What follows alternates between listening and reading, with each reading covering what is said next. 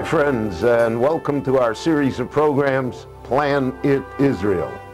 This series is meant to show you historical and spiritual places in the Holy Land so that you'll have a perspective of biblical history, of what's going on here before, and of present-day Israel. We're going to begin our tour today by climbing to the top of Kfar Adumim, where we'll have a tremendously beautiful and panoramic view of Midbar Yehuda, the Judean desert. This desert represents many, many important events that occurred in Jewish history. But the desert is a strange and difficult place. It's a place of contrasts. It's a place of life and death, a place of tranquility and loneliness, a place of despair and of parched bones. And therefore, it represents to us pretty much our society as well, our world, which is also a world of contrasts, good and bad, strong and weak, all combined into one. From here, we are proceeding to the great spring of Ein Gedi, and there the story will continue, and especially the story of what happened there thousands of years ago. And now, my friends, let us go to Yecheskel Stelzer, who is going to be our guide for this program.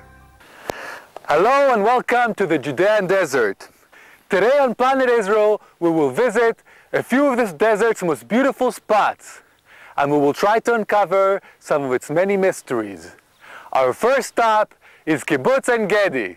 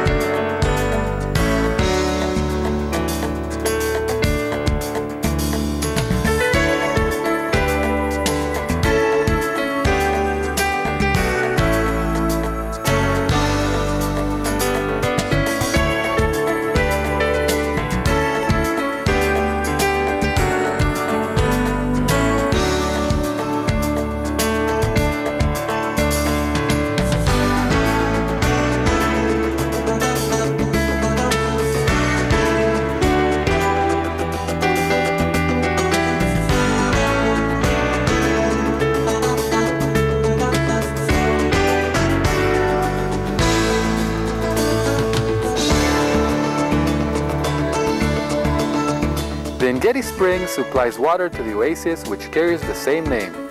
Today, a thriving Jewish community lives in Kibbutz Ein Gedi.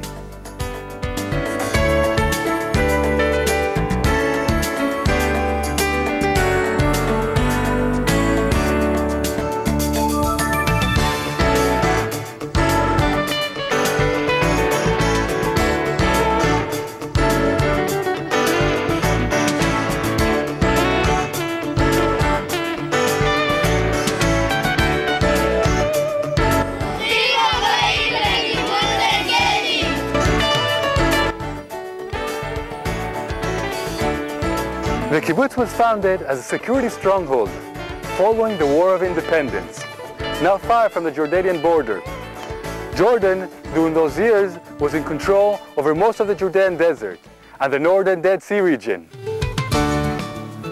As the years passed, the kibbutz grew and developed, and today it supplies mineral water from the spring to people all over Israel, and also houses one of the most developed botanical gardens in the world.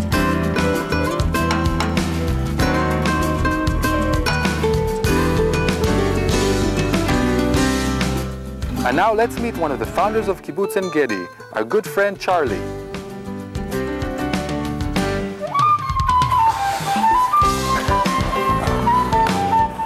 Charlie, what can you tell us about Kibbutz Ein Gedi? We have very old history in Gedi. If you just look at the Bible, we have 3,000 years of Jewish in Ein Gedi. King Saul was here, King David was here, King Solomon was here, King Herod was here. And we know the Jewish people live here till 530, the time of Yisraeli Caesar, and then Ein Gedi destroyed. And the place changed to desert. 1,500 years later, Jewish came back to Ein Gedi. That's in 1949, the end of the Independence War. In the beginning, we grow here in the winter, tomatoes, cucumbers, eggplants, green peppers, everything in the winter in the open fields. And now in Engedi, we have a few other things. We have guest house, and we have the Engedi Spa, and we have school and high school, and we have, in the beginning when we came, we are only 48 members. Now we are about, the population of Engedi now, it's about 630, 700 population. And when we came here, this empty plateau, no trees, no flowers, no grass, only a few plants of Sodom apples. And about the Sodom apples, I tell you later. Many birds come to Engedi, to the kibbutz, because in the middle of the desert, you have beautiful garden, and you can see and hear all the birds from all over the desert coming here because they like the place. Now I'd like to show you some interesting things about the kibbutz and botanical garden. Yeah, this one is Sodom apple, very poison plants. On the branches you have very good isolation against heat. It can be 40, 50, 60 degrees centigrade, and he live. People die from the heat, he can live. If the temperature go below 4 centigrade plus, he can die. On the leaves you have white hair, and you can see to reflect the heat. If I break them, white milk came out. This milk is poison. If it comes to your eyes, you can be blind. If you try to eat it, you can be sick. You throw out everything. We say that if you give it to 90 years old man, he's going to throw out the milk that he drank from his mother. If you look up, you can see the fruit look like big apple. If you press it, it's made poof, because it's like balloon full of air. Inside there are black seeds with white hair. You can take this hair and make it as a wick. You put it on the olive oil, and you make fire, and you have light. After 5 or 10 minutes, the fire finished. And then you can make a new one, and then a new one. But what happened with the religious Jewish when they like to make Shabbat light? And Shabbat light must be more than 1 hour. Till you finish to pray and you finish to eat, and every 10 minutes to make a new fire, Shabbos, you're not allowed. And then in the Holy Book, in the Mishnah, Masechet Shabbat, Perek Bet, it's in, with what we're not allowed to make Shabbat light. And say, not with Ptilat Haidan, not with Lechesh, and not with Ptilat Hamidbar, and not with Yeroka Shal Hamayim. With this, you're not allowed to make Shabbat lights.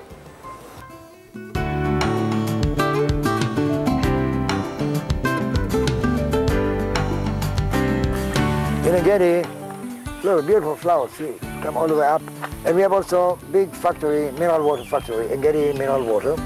Kibbutz Engedi also operates the hot springs and health spa at the shore of the Dead Sea. All this is possible thanks to the deep underground spring.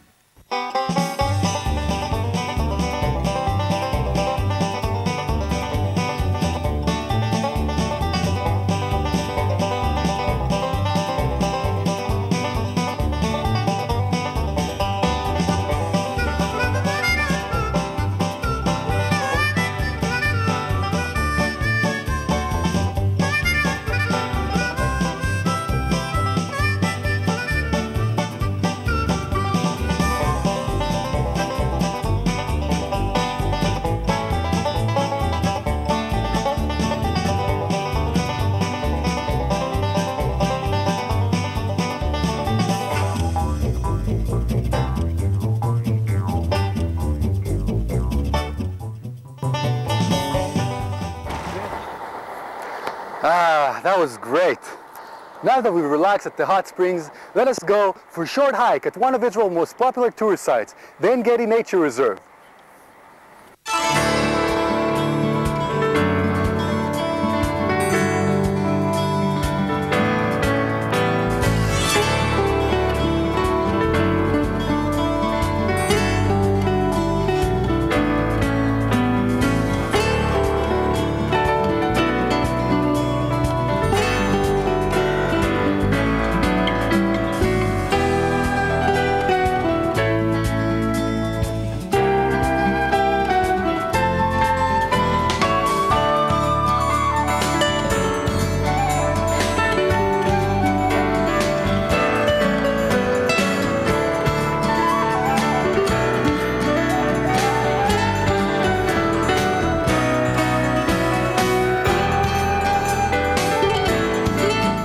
There is hardly a child in Israel who hasn't visited the Engedi Reserve.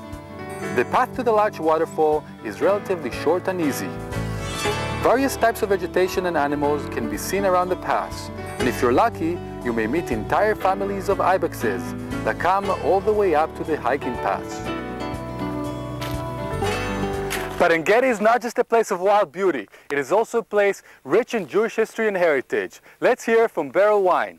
Here, near one of the caves of En Gedi, begins the great story of King David and his relationship with his father-in-law, King Saul. David, as we all know, slays the giant Goliath and becomes a hero to the Jewish people. The Jewish people, in fact, invent a hit song about David, that David slays in the tens of thousands while Saul slays in the thousands. Saul, who suffers from melancholia and also paranoia, apparently, objects to the song. He sees David as his rival. And even though David is married to his daughter Michal, Saul persecutes him, drives him from his home. In fact, David is saved by his wife Michal, Saul's daughter, who warns him of the fact that the soldiers are coming to arrest him. David flees. Now where can he flee? He flees in the Judean desert. And he flees to this place, to En Gedi. There, because there is water and there is food, and because there are so many caves in which to hide, David feels that he has a chance to escape the enormous forces, the 3,000 men that Saul sends against him. David is wily, he's clever, and he's able to avoid capture. Not only that, by chance, or as we Jews say, by the providence of the Lord, Saul himself puts himself into the hands of David. He goes into a cave to relieve himself, and in the back of the cave stands David and his men, armed, ready to defend themselves. Saul is unaware of David's presence. Now the question arises, the great moral question. All of human life is your moral priorities. What do we do? David, on one hand, can slay Saul very easily and therefore consolidate his rule and become the king immediately. On the other hand, Saul is his father-in-law. Saul is the king of Israel, who was anointed by the prophet Samuel. And David is torn. So he chooses a compromise. He doesn't kill Saul, but what he does is slice off part of the royal robe.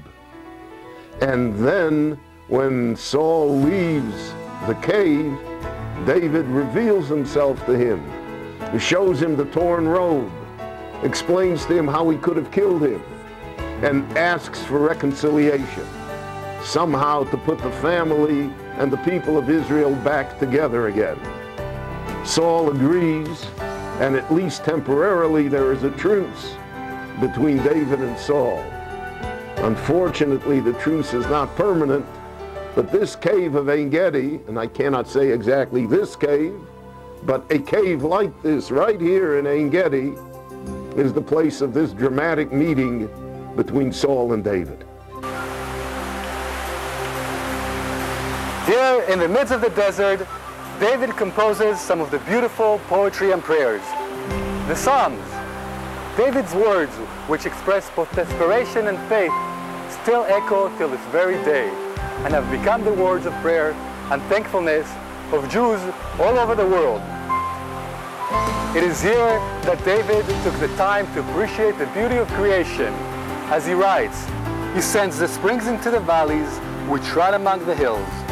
They give drink to every beast of the field. The wild animals quench their thirst. By them shall the birds of the heavens have their habitation and sing among the branches. The high hills are a refuge for the wild goats. God, how manifold are your works. In such wisdom you have made them all. The earth is full of riches. You open your hands and they are filled with good. Had it not been for En Gedi's fresh waters and the desert's natural shield that provided David with a hiding place, it is possible that we would have been left without King David, without his sons, without Jerusalem, and with little hope.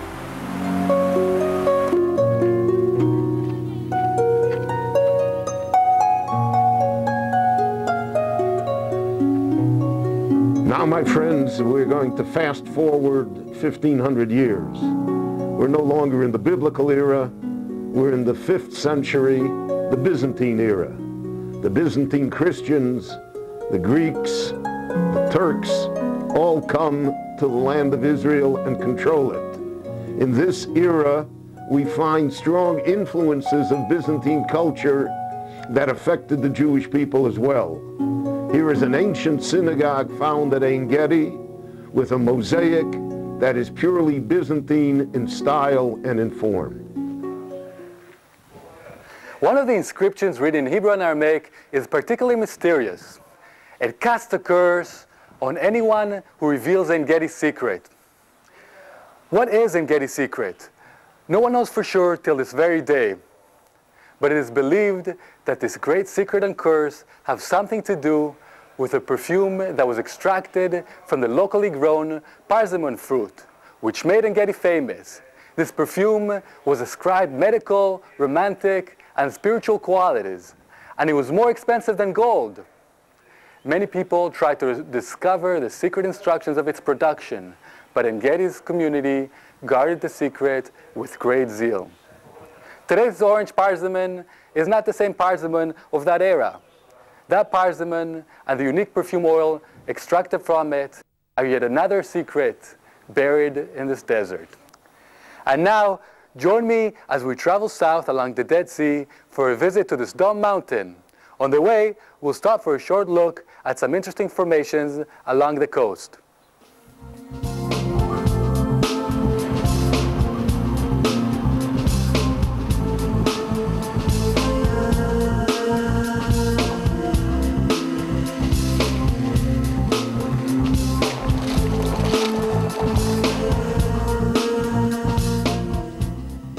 Huge pits exist alongside the Dead Sea, piercing the desert surface. These pits are actually mentioned in the book of Bereshit, or Genesis, when the Torah recounts the Great War of the Kings, which took place in this area in the times of Abraham. This war was in fact the first documented war in history. It is told that the defeated kings of Sodom and its neighboring cities, while retreating, sunk into pits filled with clay, while their armies continued escaping to the mountains. The war was between two evil empires, but Abraham was forced to intervene on the part of the Sodomite kings in order to save his nephew Lot, who lived in Sodom and who was taken captive. Abraham courageously goes out to war with just 318 soldiers to attack the four winning kings and their huge armies. Abraham thought that he was going to die, but he had sworn to Lot that he would always come to his aid, and he was willing to die in order to fulfill his oath. The sages explain that this determination to risk one's life for another is a spiritual inheritance that all the Jewish people received from Abraham. They point out that all Jewish history, we find uncountable stories of such heroism. In recent history, an example is the thousands of volunteers from all Jewish communities that came to help protect Israel from continual attacks in 5 difficult wars since its establishment. The War of the Kings ended with Abraham miraculously defeating the northern kings through a surprise night attack. Abraham frees his nephew Lot, his family, and thousands of captives. And it is told that after this war, Abraham became known as a powerful leader, respected by all.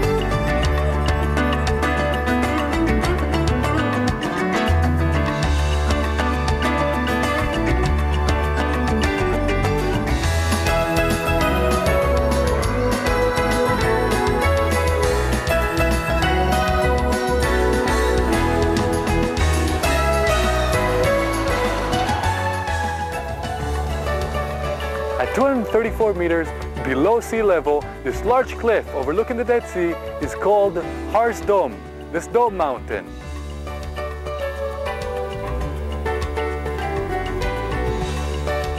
The Dome Mountain is a unique phenomenon of nature. It is in fact a mountain made of salt, which sank when the region was covered by a shallow sea and arose again as a result of the pressure of the layers on top of it. Local tour guides will gladly show you one of the numerous salt pillars around here and tell you that it is probably Lot's wife. However, the precise location of the city of Sdom and Lot's wife still remain part of the many secrets that the desert stubbornly refuses to reveal. Despite this uncertainty, most researchers agree that Sdom and its 4 satellite cities were probably situated somewhere down there, by the southern end of the Dead Sea. Let's check it out.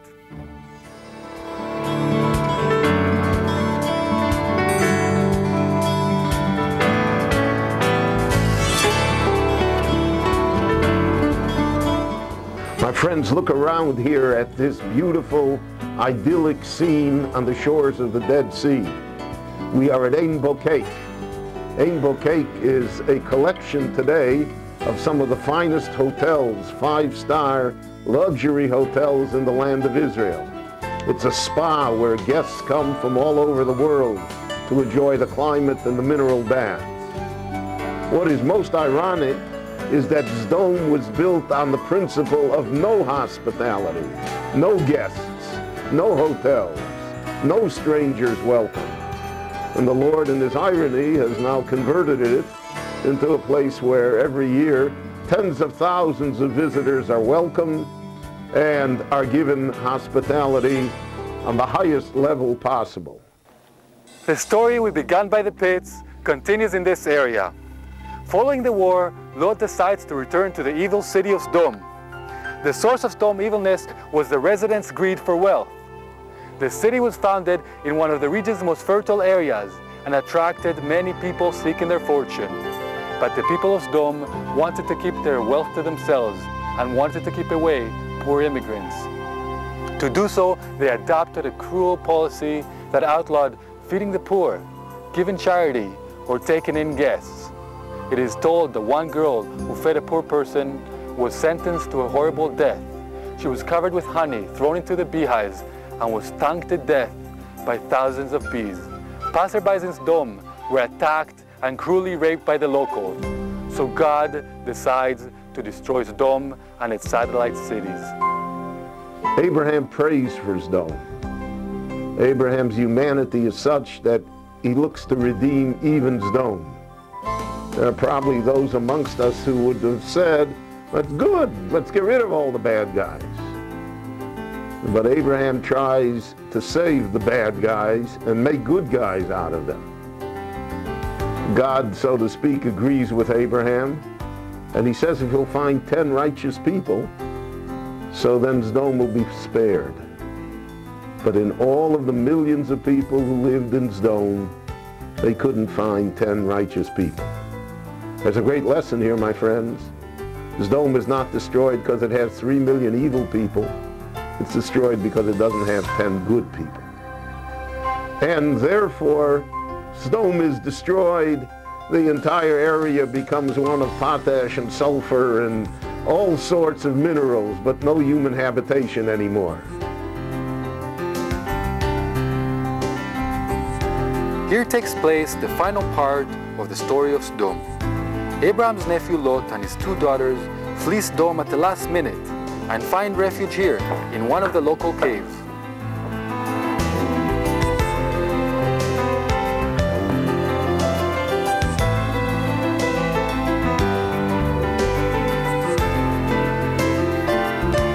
The girls who witnessed the destruction of Sdom thought that the entire world was destroyed and that they were the last people left on earth. So they felt they had to bring children into the world, even if the only man left in it was their father. So both the daughters had sons from their father Lot. The older daughter named her son Moab, and the younger one named hers Ammon. Moab and Ammon were the fathers of our neighboring nations on the eastern side of the Jordan River. The interesting thing is that one of Moab's descendants was Ruth the Moabite, the great-grandmother of King David. And this is where we close the circle that we opened up at David's Caves of Refuge in En Gedi.